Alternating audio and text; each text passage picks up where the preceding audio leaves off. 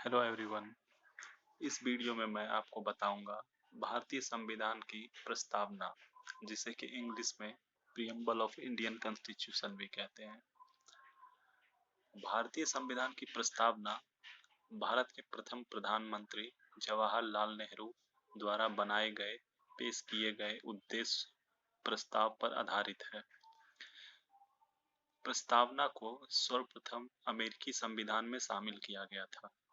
इसके बाद कई देशों ने इसे अपनाया है। संविधान विशेषज्ञ नानी पालकीवाला ने संविधान की प्रस्तावना को संविधान का परिचय पत्र भी कहा है। भारतीय संविधान की प्रस्तावना क्या है?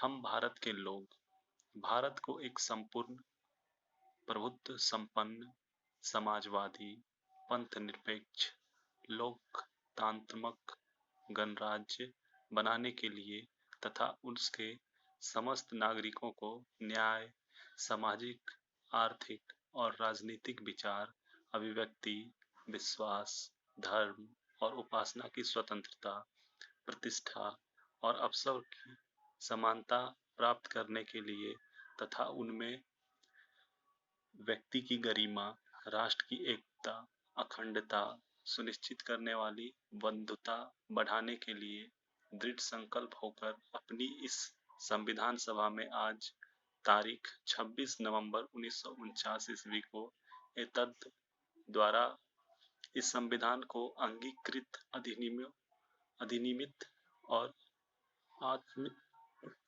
करते हैं। ये जो फोटो दिख रहा है अभी आपको, ये आप अपने एनसीईआरटी के किसी भी बुक में फर्स्ट पेज में आप ये देखते होंगे। यही है प्रीएम्बल ऑफ इंडियन कॉन्स्टिट्यूशन। प्रस्तावना के 4 घटक इस प्रकार हैं। 4 कंपोनेंट ऑफ प्रीएम्बल। पहला, यह इस बात की ओर इशारा करता है कि संविधान के अधिकार का स्रोत भारत के लोगों के साथ निहित है। दूसरा, यह इस बात की घोषणा करता है कि भारत एक समाजवादी धर्मनिरपेक्ष जिसे कि इंग्लिश में आप जानते होंगे सेकुलरिज्म, हाँ उसी को कहते हैं धर्मनिरपेक्ष लोकतांत्रिक और गणतंत्र राष्ट्र है। तीसरा, यह सभी नागरिकों के लिए न्याय, स्वतंत्रता, समानता को सुरक्षित करता है तथा राष्ट्र की एकता और अखंडता को बनाए रखने के लिए भाईचारे को बढ़ावा देता है। चौथा, इसमें उस तारीख 26 नवंबर 1949 ईस्वी का उल्लेख है जिस दिन संविधान को अपनाया गया था। प्रस्तावना के मूल शब्दों की व्याख्या इस प्रकार है। पहला जो था संप्रभुता, जिसको कि इंग्लिश में सोवर्निटी कहते हैं। प्रस्तावना यह दावा करती है कि भारत एक संप्रभु देश है। संप्रभुता का आर्थिक अर्थ है कि भारत किसी भी विदेशी और आंतरिक शक्ति के नियंत्रण से पूर्णतः मुक्त संप्रभुता संपन्न राष्ट्र है। भारत की विधायिका को संविधान द्वारा तय की गई कुछ सीमाओं के विषय में देश में कानून बनाने का अधिकार है। दूसरा, सोशलिस्ट। समाजवादी शब्द, जिसको कि सोशलिस्ट मतलब समाजवादी शब्द संविधान के 1976 में 42वें संशोधन अधिनियम द्वारा प्रस्तावना में जोड़ा गया। समाजवाद का अर्थ है कि समाजवादी की प्रति लोकतांत्रिक तरीकों से होती है। भारत में लोकतांत्रिक समाजवाद को अपनाया है। लोकतांत्रिक समाजवाद एक मिश्रित अर्थव्यवस्था में विश्वास रखती है, जहां निजी और सार्वजनिक दोनों क्षेत्र कंधों से कंधे मिलाकर सफाई तय करते हैं। इसका लक्ष्य गरीबी, अज्ञानता, बीमारी और अवसर की असमानता को समाप्त करता है। तीसरा, सेकुलर, जिसको हिंदी में कहते हैं धर्मनिरपेक्ष। धर्मनिरपेक्ष शब्द संविधान के 1976 ईस्वी में 42वें संशोधन अधिनियम द्वारा प्रस्तावना में जोड़ा गया था। भारतीय संविधान में धर्मनिरपेक्ष शब्द का अर्थ है कि भारत में सभी धर्मों का राज्यों में समानता, सुरक्षा और समर्थन पाने का अधिकार है। संविधान के भाग 3 के अनुच्छेद 25 से 28 एक मौलिक अधिकार के रूप में धर्म की स्वतंत्रता को सुनिश्चित करता है। चौथा, लोकतांत्रिक, डेमोक्रेटिक। लोकतांत्रिक शब्द का अर्थ है कि संविधान की स्थापना एक सरकार के रूप में होती है जिसे चुनाव के माध्यम से लोगों द्वारा निर्वाचित होकर अधिकार प्राप्त होते हैं। प्रस्तावना इस बात की पुष्टि करती है कि भारत एक लोकतांत्रिक देश है, जिसका अर्थ है कि सर्वोच्च सत्ता लोगों के हाथ में है। लोकतंत्र शब्द का प्रयोग राजनीतिक, आर्थिक और सामाजिक लोकतंत्र के लिए प्रस्तावना के रूप में प्रयोग किया जाता है। सरकार के जिम्मेदार प्रतिनिधि, सार्वभौमिक, वयस्क, मताधिकार, एक वोट, एक मूल्य, स्वतंत्र न्यायपालिका आदि भारतीय लोकतंत्र की विशेषताएं हैं। 5वां, रिपब्लिक, गणराज्य। एक गणराज्य अथवा गणराज्य एक गणतंत्र अथवा गणराज्य में राज्य का प्रमुख प्रत्यक्ष या परोक्ष रूप से लोगों द्वारा चुना जाता है। भारत के राष्ट्रपति को लोगों द्वारा परोक्ष रूप से चुना जाता है, जिसका अर्थ सांसद और राज्य विधानसभाओं में अपने प्रतिनिधियों के माध्यम से है।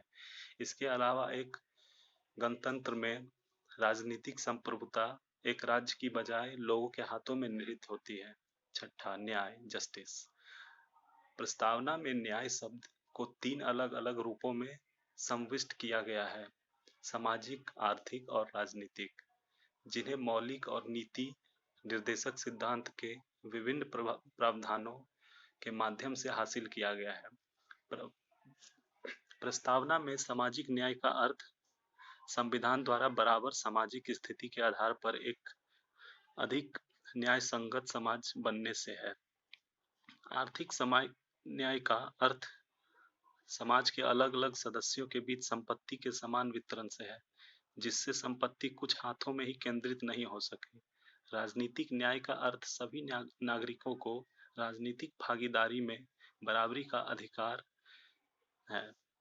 भारतीय संविधान प्रत्येक वोट के लिए सार्वभौमिक, वयस्क, मताधिकार और समान मूल्य प्रदान करता है।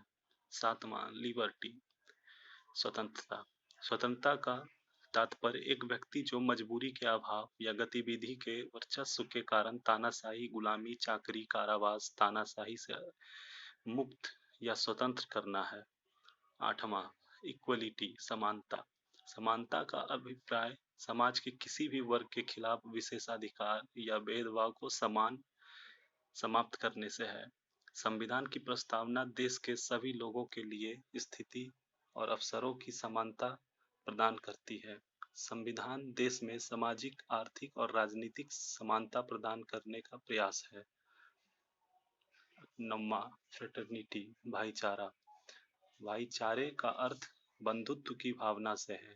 संविधान की प्रस्तावना व्यक्ति और राष्ट्र की एकता और अखंडता की गरिमा बनाए रखने के लिए लोगों के बीच भाईचारे को बढ़ावा देती है। प्रस्तावना में संशोधन, अमेंडमेंट इन द प्रियम्बल, 1976 में 42वें संविधान संशोधन अधिनियम द्वारा प्रस्तावना में संशोधन किया गया था, जिससे 3 शब्द जोड़े गए थे: समाजवादी, धर्मनिरपेक्ष और अखंडता को जोड़ा गया था।